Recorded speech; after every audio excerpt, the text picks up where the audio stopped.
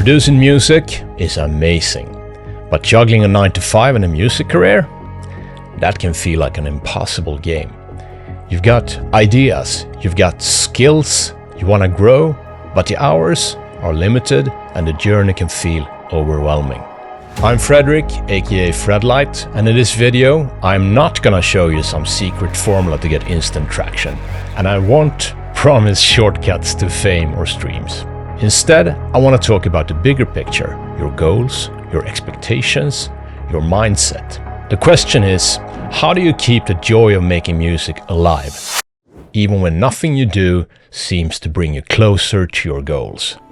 Here's the thing, in music, there isn't really a finish line, just the next milestone. Let's say you land a track on an editorial playlist and your streams shoot through the roof. It feels amazing. Until a playlist drops your track, your numbers crash, and suddenly you feel like you're back at square one. So if the milestones only provide short-lived happiness, how do you actually make the journey itself feel meaningful? For me, it started with getting brutally honest about one thing. Why am I making music in the first place? What's really driving me? At the most basic level, creating music is satisfying and therapeutic, whether it's like making a song, tweaking sounds, or just playing the keyboard. It's an escape, a way to relax.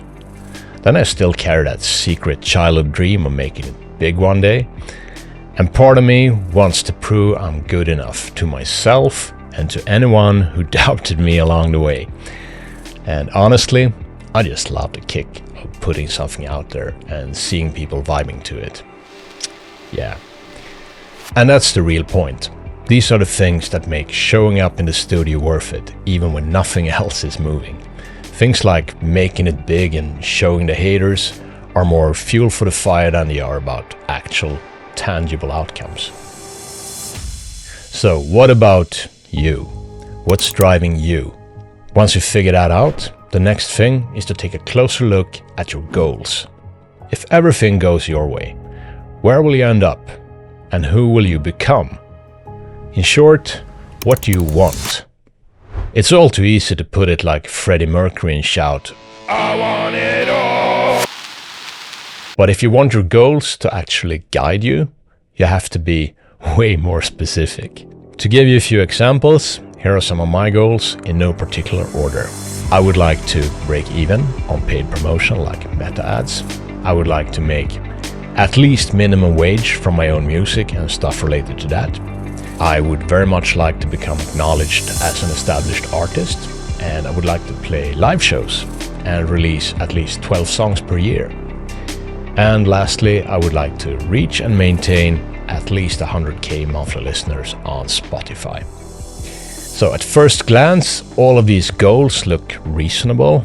Sure, a few are like pipe dreams, but still, they feel motivating, right? Well, here's the catch. Every single one of them has at least one hidden problem. And here's where most of us trip up, because not all goals are built the same. You might know where you want to end up, but where do you start? Luckily, there's a framework for this. So let's zoom in. What does a single, well-defined goal actually look like? First, it needs to be measurable. What does the finish line look like? How do you know when you're there? Second, ask yourself if the goal is achievable. Give yourself a serious reality check. Dream goals are okay, but they can often be broken down into a path of smaller milestones. And third, it needs to be actionable. How do you move the needle? What's the next step? Another important thing we need to care about is the spectrum of control. First, we have input goals. These are about the work you put in, like spending at least 1 hour in your studio every day.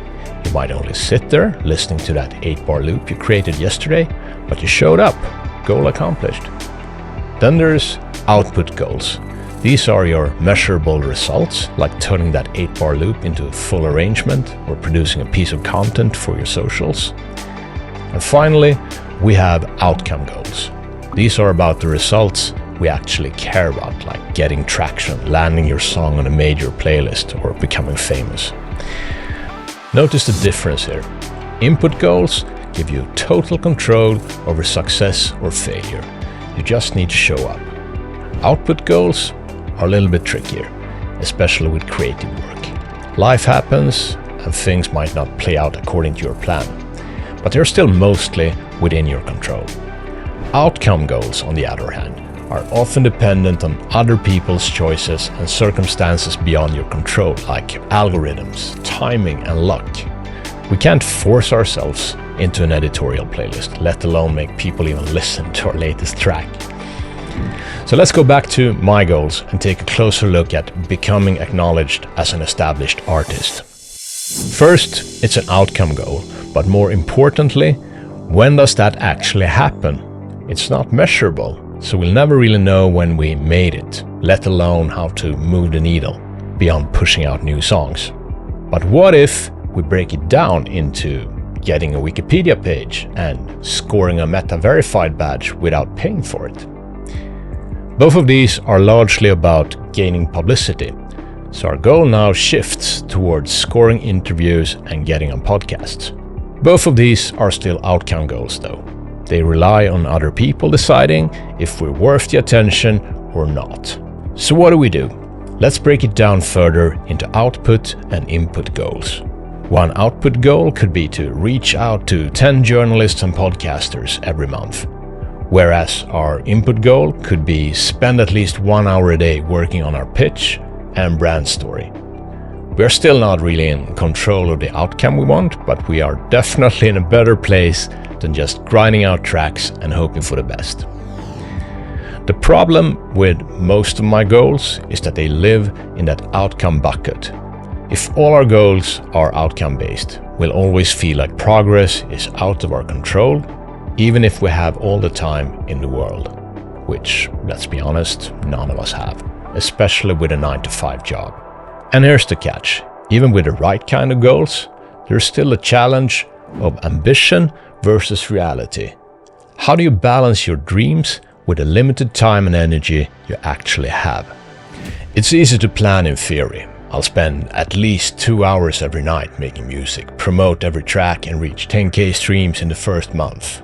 But in practice, life happens. Work, relationships, chores, and even just the need to rest or do nothing at all will limit what you can realistically do. Understanding the gap between what you hope to do and what you can actually do helps you avoid frustration and burnout. It doesn't mean giving up on big goals. It just means setting up a structure where progress is possible without killing your motivation. You can't pour from an empty cup. Trying to cram in hours of music production after a long day at work might feel like dedication, but if it drains you completely, you'll risk burning out. And the biggest red flag, when music, the thing that used to light you up, starts to feel like a chore. So how do you stay motivated without burning out? Be honest about what you can realistically do. Make intentional sacrifices and protect your energy. Allow yourself to take some time off once in a while to recharge. Remember, there are no hacks or secret loopholes. Just keep showing up and focus on why you make music in the first place. So let's pull it all together. We've talked about understanding your drivers, setting realistic goals, balancing ambition with reality, protecting our energy, and navigating life's hurdles while juggling a 9-to-5. And here's the truth. Nothing I've said here is about lowering your ambition.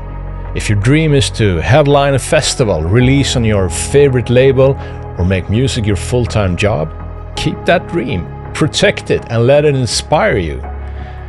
But the way you get there isn't by hoping for the best while grinding yourself into burnout. It's by making the process itself so rewarding that you want to keep going year after year.